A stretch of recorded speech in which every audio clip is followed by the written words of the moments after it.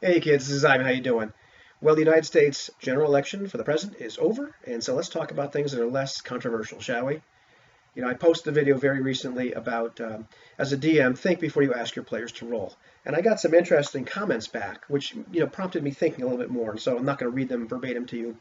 But people were talking about why you would ask them to roll. And, some people said, only ask for a roll if you want a random outcome. Another person kind of chimed in, you know, it only adds something if it's both outcomes are interesting, both success or failure are somehow interesting. And somebody also put in something that I agree with, wholeheartedly. It's neat to have an opportunity for comedy every once in a while. So if somebody's going to fail at something that's not particularly the end of the world, sometimes it might be the end of the world. It's good for a laugh because it's a game. It should be fun. But it got me thinking because none of those resonated with me entirely. And I'm like, geez, that's not exactly what I meant. It's close. So I thought about it. Randomness is just part of the game. It's already in, uh, kind of implicitly stated that there's going to be an element of chance in the game. So that wasn't just about it. And so for me, I came up with three things, I guess, that would prompt me to roll. And of course, when I was younger, I rolled for everything, and then that got less interesting.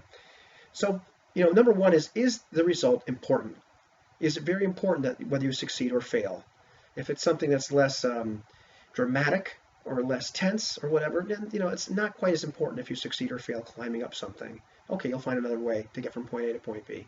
It's not always that interesting. Okay, your guy's that skilled. He gets up there. He gets up to whatever he's climbing up. Let's go on with the story and tell something very exciting.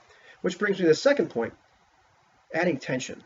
When you're not rolling all the time, when you bring the dice out, this adds a lot of tension to the game. Now things become very interesting to everybody because it's obviously this is a clutch situation, and I like inserting that bit of dynamic tension to the players, and certainly it's always dynamic for me when the guy says, I say I'm going to do this, and he's like, okay, well we'll roll a die. Then you're like, oh crap, and that's fun. That's fun. Um, and the last part is, something I wouldn't have thought of necessarily, but just in recent discussions I've been having with people, it can be very cinematic to roll some dice.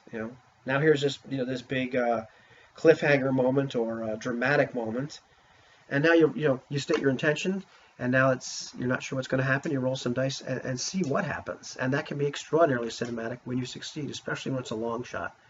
So for me, that I guess the word would be cinematic. So, for me, that's pretty much it. Is it important that you succeed or fail? Is this adding tension? And is it a chance to, add something that's really cinematic and dramatic into the game, and not just for the sake of doing it, but because this is an appropriate moment for it. This is life or death. This is, succeed or fail, do or die.